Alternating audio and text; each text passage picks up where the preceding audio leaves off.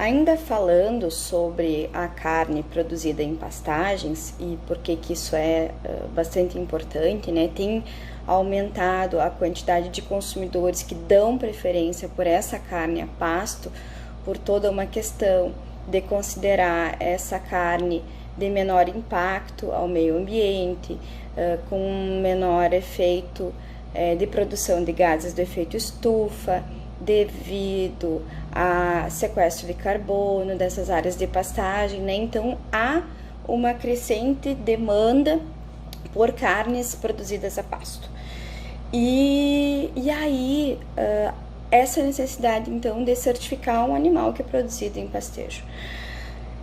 Pigmentos carotenoides, já falamos, né? Então poderiam ser utilizados, mas porém se usa suplementação já começa a dar algum problema. E ainda há uma situação de que poderia haver fraude. Que tipo de fraude? Se utilizar silagem de milho, não tem problema. Porque silagem de milho, a partir do momento que essa planta do milho ela é ensilada, os pigmentos carotenoides eles são decompostos e eles não vão ser depositados no animal. Mas silagens de plantas verdes, por exemplo, capim-elefante, essas silagens, sim, já ocorre alguma deposição do pigmento carotenoide e ainda há a possibilidade, por exemplo, de adição no concentrado de forragens pelletizadas, por exemplo, pellets de alfafa. Um animal que consome pellets de alfafa, ele seria identificado como um animal criado numa situação de pastejo, se nós analisássemos apenas a deposição de pigmentos carotenoides. Então, não são só carotenoides, existem muitas outras coisas que podem ser utilizadas, né? Como a gente já falou do carbono, existem também uma questão de diferenciação, por exemplo, se o animal ele foi criado em pastagem cultivada e em pastagens multiespecíficas. Normalmente as pastagens multiespecíficas são pastagens naturais, pastagens nativas, que aí num outro apelo ele ainda poderia ser interessante, né, que é o apelo da carne produzida em pastagem natural. E aí, além de produzir alimento, conservando biomas, conservando biodiversidade.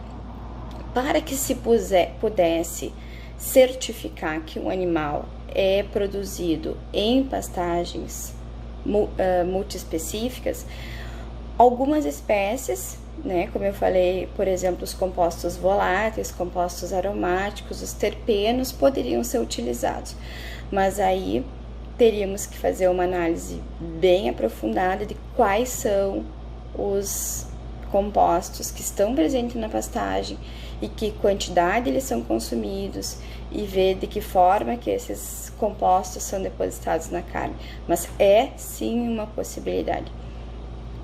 Outra possibilidade, aí fugindo um pouco da parte de alimentação, seria animais, por exemplo, criados em regiões mais elevadas ou regiões mais baixas. O perfil de oxigênio, né, do O, também influencia qual é o perfil que vai estar depositado na carne. O nível de intensificação, então, se é N14 ou N15, certo? Também estaria relacionado a animais, por exemplo, animais que consomem pastagens que receberam alta adubação nitrogenada, teriam maior deposição de N15 ao invés de N14. Então, existem vários componentes que poderiam ser utilizados para identificação.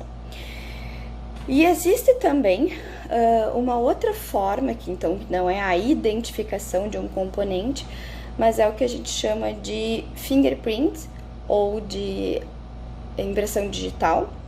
E nesse caso, eles utilizam o espectro de reflectância.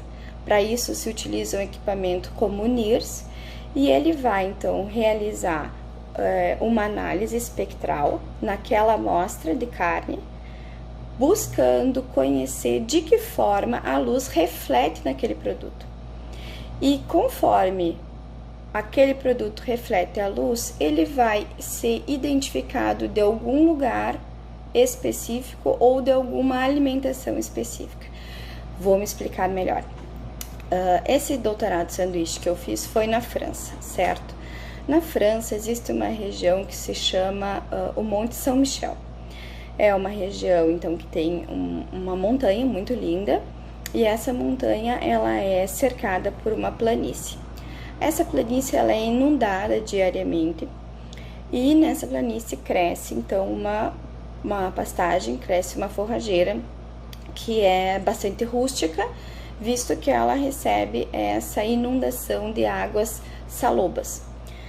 Essa forrageira, então, ela é uma forrageira diferenciada e rica em minerais, já que ela recebe diariamente essa inundação. Os animais que são criados naquele local e que consomem aquela forragem são conhecidos como animais do pré-salé. A carne desses animais ela é muito valorizada, ela tem um valor nutricional diferenciado, um valor cultural diferenciado, e as pessoas têm preferência por essa carne. E de que forma então poderíamos identificar? Essa carne foi feita então análise espectral, utilizando então um NIRS, e essa carne pode ser diferenciada de outras carnes produzidas de ovinos na França. Então, nesse caso, a análise espectral foi bastante interessante e poderia ser utilizada. Será que ela poderia ser utilizada aqui também na nossa pastagem nativa do bioma Pampa, por exemplo? Talvez, né? Isso ainda não foi testado. Bom, já finalizando, é importante dizermos que não existe no momento nenhum método analítico que isolado daria conta de identificar o sistema alimentar ou a origem geográfica daquele animal. Teríamos que utilizar mais de um. Mas também a traçabilidade é relativamente nova. Esse assunto é linha de pesquisa de vários grupos pelo mundo.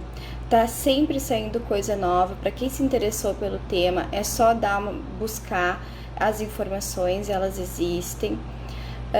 O Brasil é o maior exportador de carne do mundo, então também deveria ser interesse do Brasil buscar formas de certificar essa produção, buscar essas garantias para o consumidor. O consumidor mais exigente também é um consumidor que paga melhor por aquele produto, e conquistar a confiança através de um método analítico, através de uma certificação, com certeza ganharia ainda mais mercado e mais valorização. Então, é isso aí. Eu fico à disposição, meu contato vai ficar à disposição. Quem tiver dúvidas, sugestões, indicação de leitura, é só me procurar. Agradeço muito o convite da Sheila para estar aqui falando com vocês, fiquei bastante lisonjeada. Um abraço a todos e até breve.